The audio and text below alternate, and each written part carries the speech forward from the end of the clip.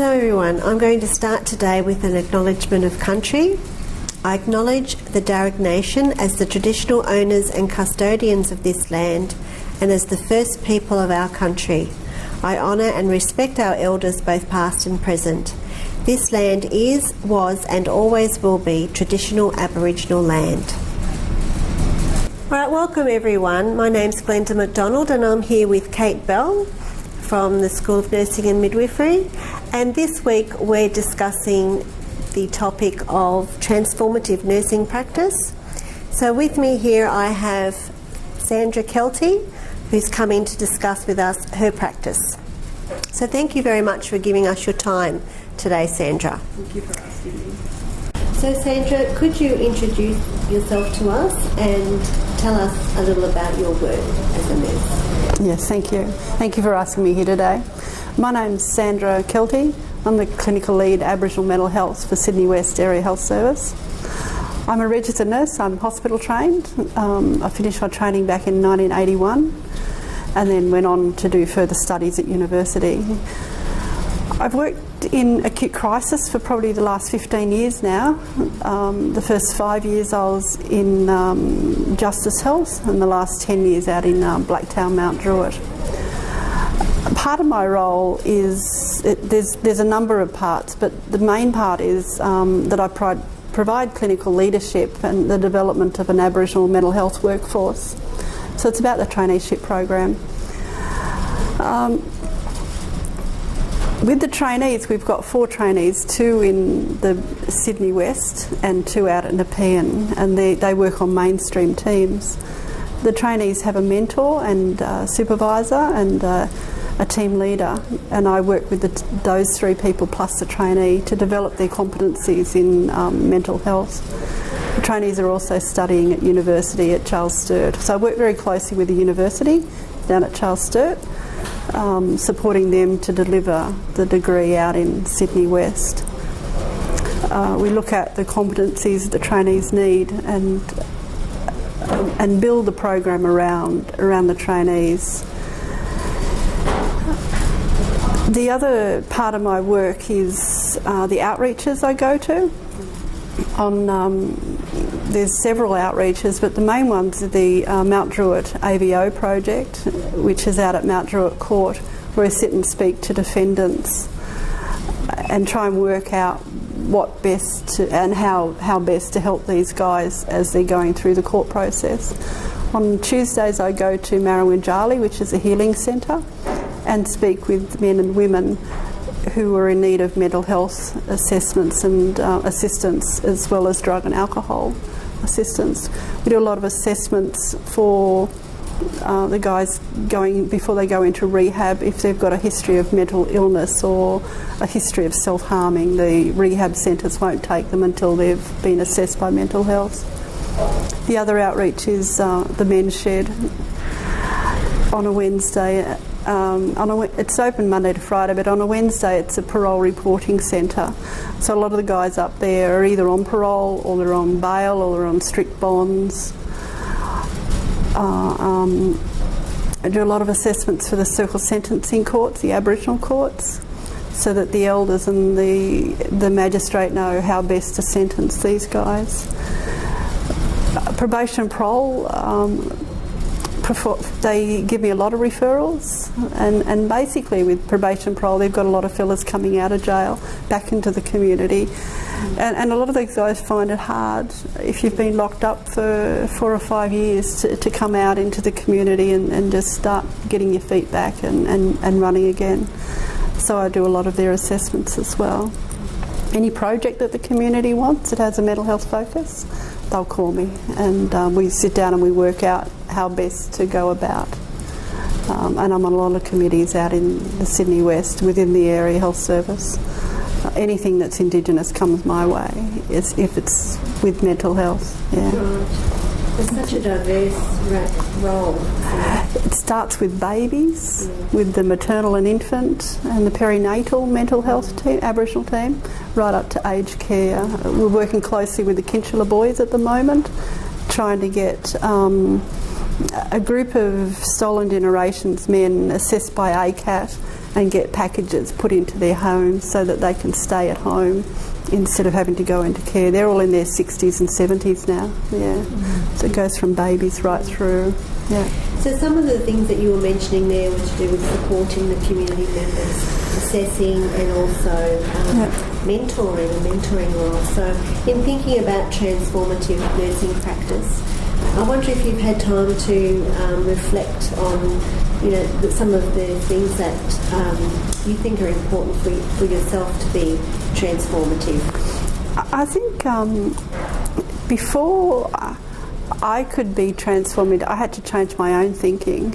I had to change the way I was thinking and self-reflect, do a lot of self-reflecting. And I think a big part of that was education. Education at the universities, that they gave me a really good platform in where to start with my own thinking, but in education from the community as well. The elders, the people I met, they sat me down and they taught me. Listening to the stories is just amazing, and gaining a different perspective of someone's life, and really hearing and not being frightened to sit with silence or to share a bit of yourself in their story is absolutely amazing. During the assessments, we mostly do them through creating conversation, so it's just about having a yarn with someone. I mean, you can do a whole assessment through a photo. Or last week, I had a guy that presented and we made a cup of coffee, and our conversation started about the cream on the top of milk, and then he told me about his life on the dairy that he used to live in, and then it went through his childhood and his adolescence and his drug use and the violence and the jail and how he's come out the other end. So conversations can start from anything, and everyone's got a yarn to tell. Everybody. Yeah. Well, thank you. It's just really outstanding. It is. Sandra, just listening to you, you have actually created pathways for members of this community to transform themselves, their health, their well-being. Could you talk a little bit about how you might have used the nursing process to establish the needs of this community to do this? I think it's a lot of it again comes from past knowledge. You really need to have an in-depth knowledge of stolen generation and deaths in custody. To be able to understand and to sit down with someone and just to yarn, and I'm always listening for a cue, a little word that someone says that I can take that conversation to another level, and you're directing the conversations all the time. Assessments are usually conversational, there's no direct questioning or no asking. It's just the flow of a conversation. Yeah.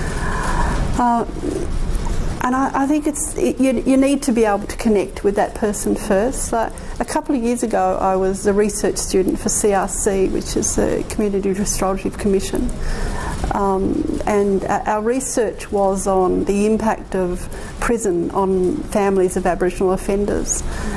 And that research was so powerful. It opened up a lot of emotions and a lot of thoughts, not just in the person I was talking to, but in myself as well. And everyone that I spoke to, after I'd finished talking, they thanked me, because no one had ever asked them how they felt when their boy went to jail. It was all about the boy, or the girl. It was never about the mother. And that was really quite powerful. Yeah.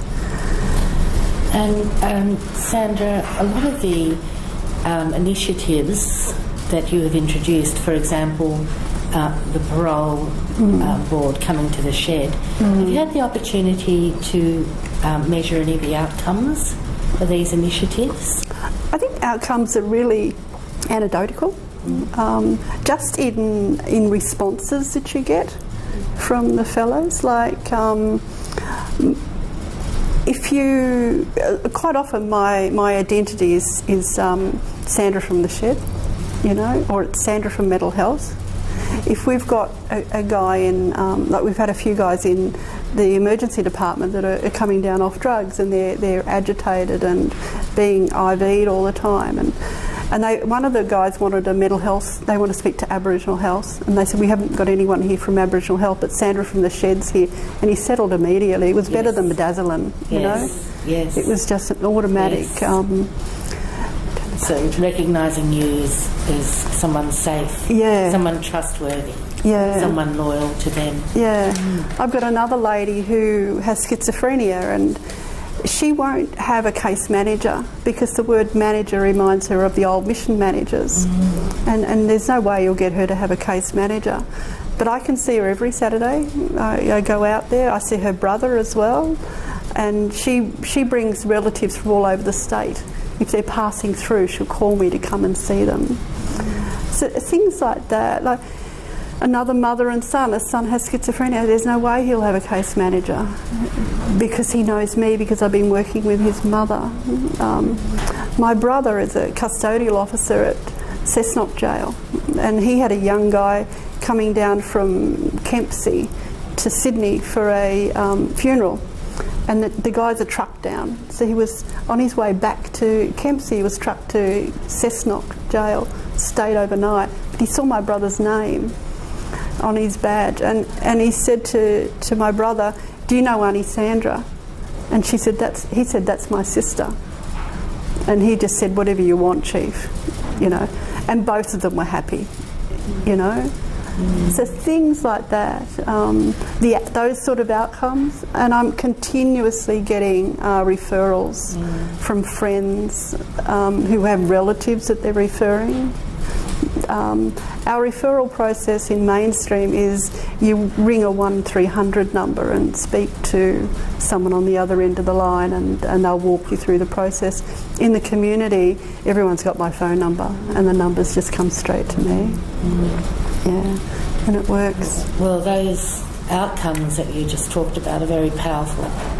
Very powerful indeed. It's all anecdotal. So I think the last question we wanted to ask you today is about professional partnerships that you're involved with, and something like an organisation like the Shed or an outreach like that is obviously going to have quite a few different partnerships involved. So could you tell us a bit about that? Well, I think like we work in the largest urban Aboriginal community, so there's a lot of Aboriginal workers working in most organisations out there, and they're the guys that get out to the Shed on a Wednesday. To start, the Shed started about 10 years ago, and at that time there was only probation, parole, mental health and drug and alcohol going out. And since then we would probably see 6 men. Now we see 35, 40 on one day, and there's about 10 different organisations that get out there. We all know each other, and we all refer to each other, and the men enjoy that. They know that they can see, you know, they'll speak to me, and I might say, look, come over and I'll introduce you to so and so, or come here and I'll get you to talk to this person, and they find that very easy to communicate. Yeah. And so particularly with the parole officers, that was a change from the office. Station, yeah, it's a big change from going down to a parole office. To, you know, like when we do our assessments, we're sitting on a log under a tree. You know, if it's hot, you find shade, and if it's wet, you find some shelter. But there's no roof, there's no floor, there's no walls, there's no pressure. It's just sitting on a log under a tree, yarning to someone about, you know, their story. Yeah, what's happening for them. It's very authentic for them. And for us too, you know, it's so much easier to sit on a log under a tree talking with someone. You've got no paper, no pen.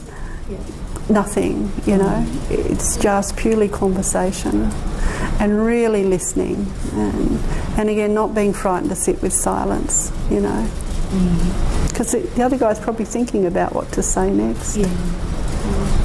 These are all skills that we talked to our students about last semester. You know, listening in silence and waiting, giving people time. And just sharing a little bit of yourself. You don't have to share everything, but like that fellow with the milk bottle and the cream on the top of the milk bottle. I had a girlfriend when I grew up they lived on a dairy, so that was something I shared with him. You know, it wasn't anything really personal, but it kept the conversation alive. And showing interest in individuals. Yeah, and he told me a lot. Quite often when I speak about my experiences out in the community, that inspires other people to actually come out as well. We have a lot of medical students that come out from UWS, as well as nursing students, and quite often they'll want to come back in their own time, you know, not in the university time, but they'll say, "Can I come back again, Sandra?" And I go, "Yeah, sure, you know, come and sit." And the yarns you have, Sandra, are no doubt very transformative for you as you do listen and hear up these people's stories. It's very powerful because you can see, you can understand how life was 50 years ago. And having the knowledge, the academic knowledge, is one thing, but putting the practical knowledge to it has had so much more meaning. Yes, understanding their journeys. Yeah, it's very, very powerful. Absolutely. I suppose the other thing is my knowledge is quite grounded, and I'm not. I know the system. I know the hospital system. I know the community system, and I think that's quite comforting for someone you're talking to who is out of jail, trying to find their own feet, not knowing where the doctors are, not knowing about the medication that they're on, and contemplating, you know, which direction to sort of go in. If they know someone who is solid and committed and firm, well, then they'll stick with you until they're feeling more comfortable in themselves. Yeah. So you can then empower them to make those decisions. Yeah, it's very much narrative way of working, and motivational. It can motivate a lot of people to empower themselves, and with narrative, you can usually find that the strength is within them. They just got to identify it. But if you identify it for them, it's out there and they'll run with it. Yeah. That's it. And all of those practices are just transformational in themselves. Yeah. I let a lot of my practice, I think I let the community run with it. You know, I don't say no to anything, always say yes, but still have some control over where we go, because it has to fit within my role. A lot of what I do informs policy and procedure. The directors of the Area Health Service we've got KPIs, key performance indicators, and you're forever filling these KPIs out. The KPIs inform policy, and they go into our social emotional well-being minutes and that. Yeah, and then that informs the Department of Health. We report to the Department of Health in quite a few areas, the Ministry of Health. And I'm on several committees within the ministry as well as within the Area Health Service. Yeah. So it's quite influential in terms of the health system. Yeah, In general. yeah.